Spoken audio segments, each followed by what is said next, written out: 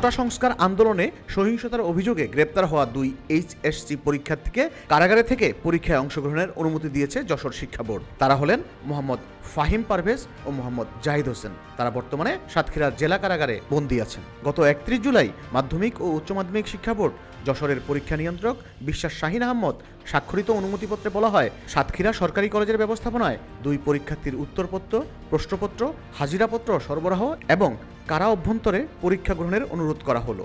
একই অনুমতিপত্রে বলা হয়, কারাগারে পরীক্ষা গ্রহণ সংক্রান্ত যাবতীয় ব্যয় পরীক্ষার্থীর অভিভাবককে বহন করতে হবে। এর আগে কোটা সংস্কার আন্দোলনকে ঘিরে পুলিশের করা মামলায় 3 এইচএসসি পরীক্ষার্থী সহ 7 জনকে 2 দিনের রিমান্ড শেষে আদালতের মাধ্যমে বৃহস্পতিবার কারাগারে পাঠানো হয়েছে। কারাগারে পাঠানো 7 জন হলেন সাতক্ষীরা সদর উপজেলার ইমরান হোসেন, একই গ্রামের এইচএসসি পরীক্ষার্থী কাজী সাকিব হাসান, সদর উপজেলার শাহরুকুজ্জামান, আশাশুনি উপজেলার চাকলা গ্রামের মাইনুল ইসলাম, দেবহাটা উপজেলার শিমুলিয়া গ্রামের ইব্রাহিম হোসেন, একই উপজেলার জগন্নাথপুর গ্রামের 2 এইচএসসি পরীক্ষার্থী ফাহিম পারভেজ রনি ও জাহিদ হোসেন। মামলায় তাদের বিরুদ্ধে সাতক্ষীরা সদর থানায় জোর করে ঢোকার চেষ্টা, পুলিশের উপর হামলা ও সরকারি কাজে বাধা দেওয়ার অভিযোগ আনা হয়েছে।